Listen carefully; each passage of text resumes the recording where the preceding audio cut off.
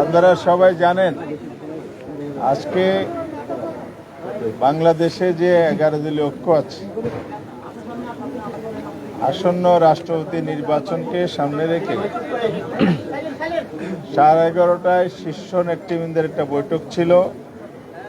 আমরা আপনাদেরকে আগেই জানিয়েছি এবং আজকের নির্ধারিত সময়ে বিরোধী দলীয় নেতা বাংলাদেশ জামায়াত ইসলামী ডাক্তার শফিকুর রহমানের সভাপতিত্বে এই বৈঠকটি এখানে অনুষ্ঠিত হয়।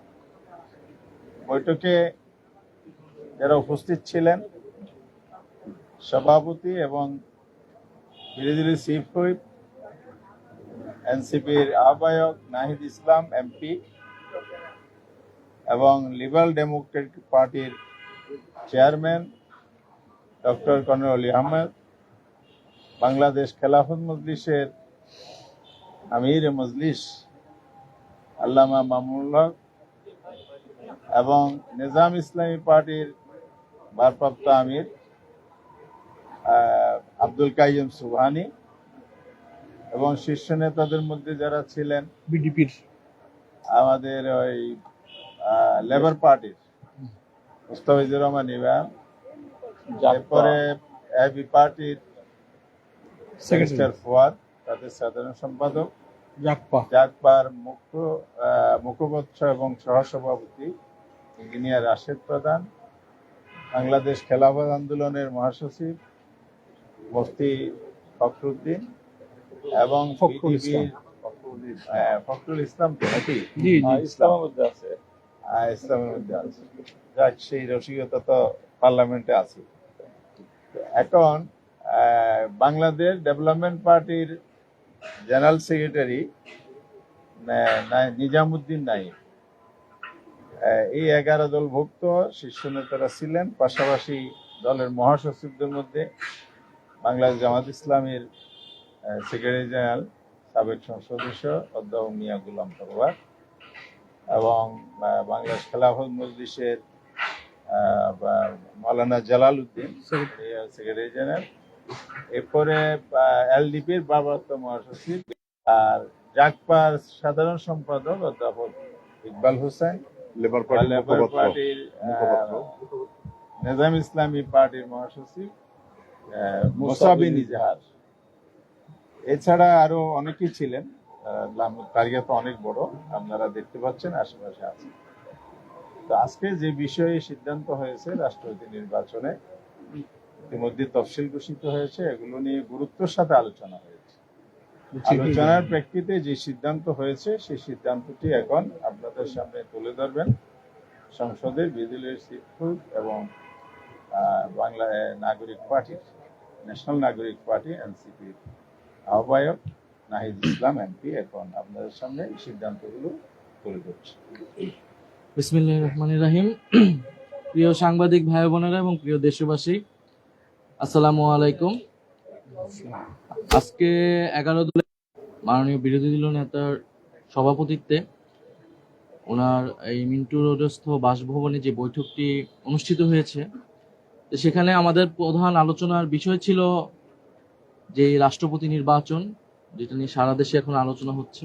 আমাদের কাছে মনে হয় বাংলাদেশের সাংবিধানিক এবং রাজনৈতিকভাবে অত্যন্ত গুরুত্বপূর্ণ একটি ইস্যু। এই সময়ের জন্য এই আলোচনা করেছি। আলোচনায় অনেকগুলো বিষয় এসেছে, বিশেষত বিএনপি সরকারের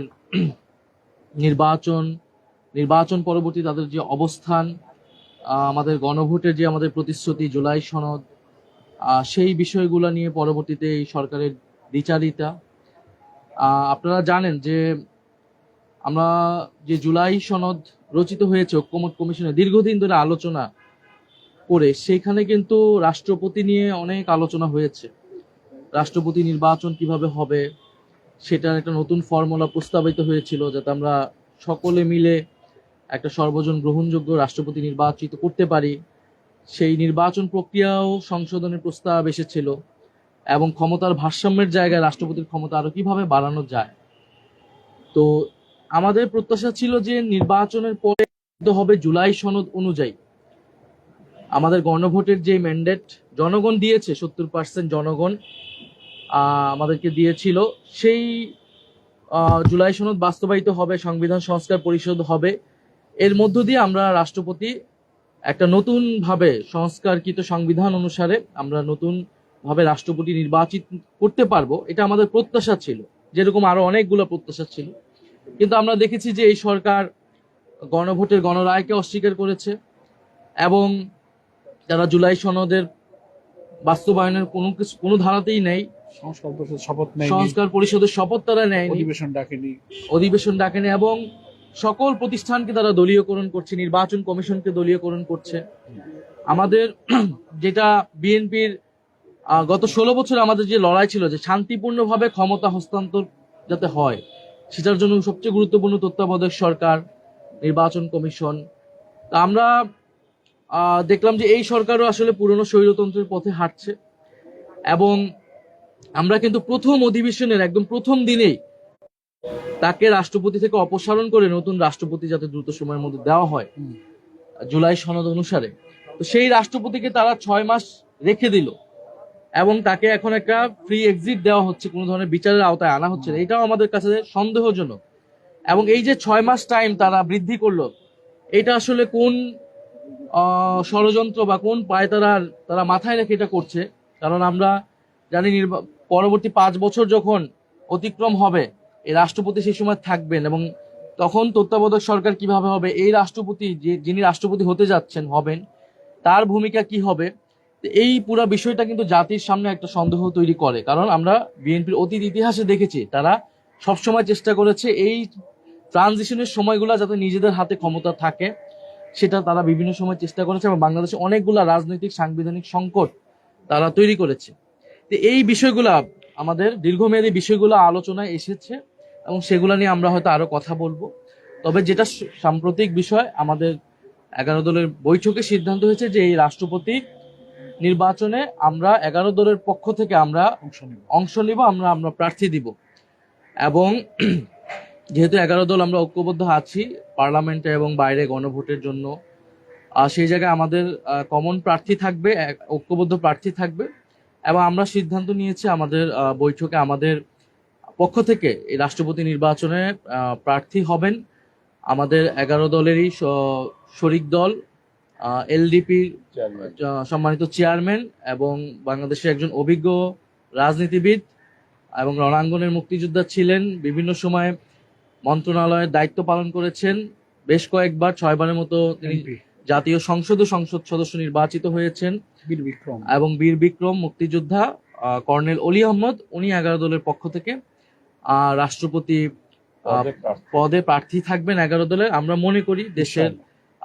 এই যে সংকট একটা চলছে, এই সময় দেশের যে ধরনের অভিভাবকত্ব প্রয়োজন, রাষ্ট্রপতি হিসেবে আমরা মনে করি কর্নেল অলি আহমেদ উপযুক্ত এবং ওনার অভিভাবকত্বে বা ওনার নেতৃত্বে এই সংকটগুলো নিরসন হওয়া সম্ভব বলে আমরা মনে করি।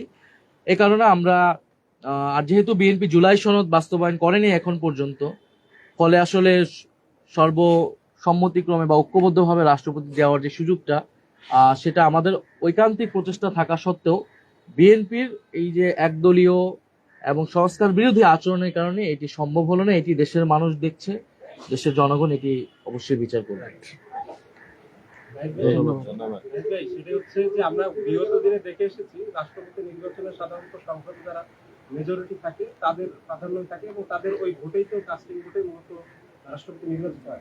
আপনাদের 11 দলের সমন্বিত সিট আছে, ভোট আছে, তার তো সাধারণত আমরা বুঝি যে রাষ্ট্রপতি নির্বাচনে যিনি আপনাদের প্রার্থী তিনি পারবেন না, সাধারণ হিসেবে দেখা যায় যে আমাদের জায়গা থেকে এটা নেওয়ার মতো, এই কারণে আমরা অংশগ্রহণ করছি। আমি মনে করি যে এটার এই অংশগ্রহণটাই একটা গুরুত্বপূর্ণ মেসেজ রাজনীতিতে বহন করবে। গণতন্ত্রের জন্য আমরা মনে করি যে এই প্রক্রিয়াটা অংশগ্রহণমূলক, প্রতিযোগিতামূলক হওয়া উচিত। বিএনপির পক্ষ থেকে অনেক জ্যেষ্ঠ নেতার নাম আসছে যারা আপনাদের বিরোধী দলের পক্ষ থেকে কোনো পরামর্শ আছে কিনা যে এরকম আমরা চাই রাষ্ট্রপতি? আমাদের প্রাথমিক পরামর্শ ছিল যে জুলাই সনদ তার আলোকে যদি রাষ্ট্রপতি হতো, তখন আসলে ব্যক্তির থেকেও প্রক্রিয়াটা গুরুত্বপূর্ণ হয়ে উঠতো।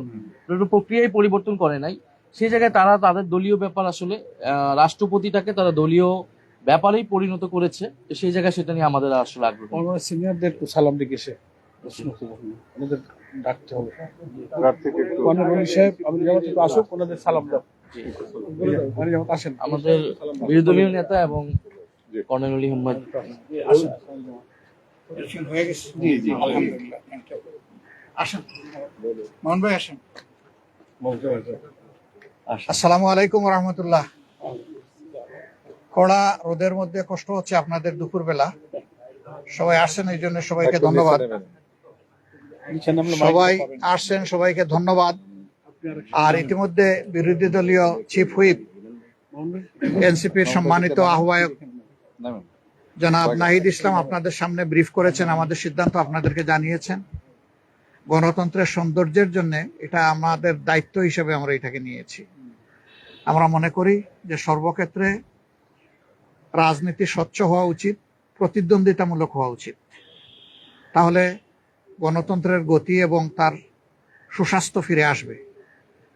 তো ইতিমধ্যে যাকে আমাদের পক্ষ থেকে সর্বসম্মতক্রমে প্রেসিডেন্ট ক্যান্ডিডেট হিসেবে আমরা দেওয়ার সিদ্ধান্ত নিয়েছি, তার নাম আপনারা জেনেছেন। এখন তিনি আপনাদেরকে সালাম দিবেন। এখানে বাংলাদেশ খেলাফত মজলিসের আমিরে মজলিস আল্লামা মামুনুল হক তিনিও আছেন, তিনিও সালাম দিবেন। তো এর আগে ডক্টর কর্নেল ওলি আহমদ সাহেব একটু সালাম দিবেন।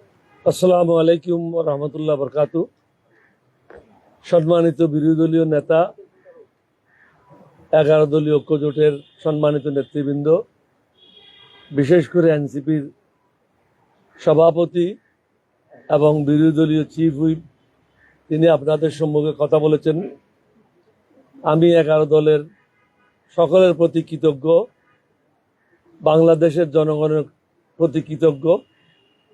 সবাই মনে করেছে আমি একজন মুক্তিযোদ্ধা হিসাবে এবং পরীক্ষিত একজন লোক, যার বিরুদ্ধে দুর্নীতির কোনো অভিযোগ নাই, শিক্ষাগত যোগ্যতার কোনো অভিযোগ নাই, সুন্দরভাবে জীবনযাপন করেছি বিদায় সবাই সর্বসম্মতিক্রমে আমার নাম প্রস্তাব করেছে। আমি সমগ্র জাতির কাছে কৃতজ্ঞ, 11 দলীয় ঐক্যজোটের সকলের কাছে কৃতজ্ঞ, আমাদের সকল নেতাকর্মীদের কাছে কৃতজ্ঞ। আপনাদের মাধ্যমে আমরা জাতিকে বলতে চাই, আমরা আমাদের জায়গা থেকে এই জাতির সাথে কখনো বেইমানি করব না। ইনশাআল্লাহ মানুষের জন্য যেটা ভালো, আমরা হারবো বা জিতবো এটা প্রশ্ন না। প্রশ্নটা হচ্ছে আমরা জনগণের পাশে সবসময় তাদের স্বার্থ রক্ষার জন্য দাঁড়াবো। আজকেও সেটাই মন মানসিকতা নিয়ে আমরা সবাই একসাথে হয়েছি এবং সর্বসম্মতিক্রমে ওনারা আমার নাম প্রস্তাব করেছে। সমগ্র জাতিকে ধন্যবাদ জানাই। আসসালামু আলাইকুম ওয়া রাহমাতুল্লাহি ওয়া বারাকাতুহু। জি, আবার শাইখুল হাদিস আল্লামা মামুনুল হক মজলিসে আমিরে মজলিস বাংলাদেশ খেলাফত মজলিস এখন আপনাদেরকে সালাম দেবেন, শুভেচ্ছা বিনিময় করবেন। আসসালামু আলাইকুম রহমতুল্লাহ। আমরা অত্যন্ত আনন্দিত যে আমরা একজন আমাদের বিবেচনায় বাংলাদেশের প্রেসিডেন্ট পদের জন্য সবচেয়ে যোগ্য একজন ব্যক্তিকে আমরা মনোনয়ন দিতে পেরেছি। আমরা 11 দলের পক্ষ থেকে সম্মিলিতভাবে বাংলাদেশের মহান মুক্তিযুদ্ধ 71-এর রণাঙ্গনের বীর যোদ্ধা, বর্ষিয়ান রাজনীতিবিদ, বর্তমান বাংলাদেশের যে রাজনৈতিক চ্যালেঞ্জ, আন্তর্জাতিক যে চ্যালেঞ্জ, যে এই আধিপত্যবাদী শক্তির বিরুদ্ধে বাংলাদেশের যে চলমান যে লড়াই, জুলাই বিপ্লবের যে চেতনা, 71 থেকে 24 পর্যন্ত এই চেতনার একজন অকুণ্ঠ, একজন বলিষ্ঠ ধারক যোদ্ধা। আমরা ওনাকে প্রেসিডেন্ট পদের জন্য প্রার্থী নির্বাচন করেছি। আমি আশা করব যে বিএনপিরও যারা দেশকে ভালোবাসবেন, দেশপ্রেমিক, তারাও আমাদের এই প্রার্থীর যোগ্যতার কথা এবং তার অগ্রগণ্যতার কথা তারা অকপটে স্বীকার করবেন এবং সেই হিসেবে আমরা প্রত্যাশা রাখি যে উনি ইনশাল্লাহ প্রেসিডেন্ট নির্বাচিত হয়ে আগামীর বাংলাদেশকে সঠিক ধারায় তিনি নেতৃত্ব দিবেন ইনশাআল্লাহ। আপনাদের সকলের কাছ থেকে আমরা সেই সহযোগিতা এবং দোয়া কামনা করি ইনশাআল্লাহ। ধন্যবাদ। আপনারা সকলের বক্তব্য ধৈর্য ধরে শুনেছেন। আমরা দেশের কল্যাণের জন্য আমাদের বিবেচনায় সর্বোত্তম ব্যক্তিটাকেই আমরা এই দেশের প্রেসিডেন্ট পদে মনোনয়ন দিয়েছি। আপনারা দোয়া করবেন আমাদের প্রত্যেকটি কাজ যেন জাতির জন্য হয়, জাতির কল্যাণের জন্য হয়। আমরা এই ব্যাপারে ইনশাল্লাহ কোনো আপোষ করব না। আমরা সকলের সহযোগিতা চাই। সবাইকে ধন্যবাদ। আসসালামু আলাইকুম ওয়া রাহমাতুল্লাহ। রাষ্ট্রপতি প্রার্থীর হাতটা ধরে আপনার সামনে একটু ও আচ্ছা, সবাই মাশাআল্লাহ। সব মুসলিমদের হাতটা একটু করে ধরেন। আরো বাকি অন্যান্য দলের যারা তারাও একটু ধরেন। সামনের সারির লোকেরা ধরে নাসির একটু স্লোগান দেবে কিনা 11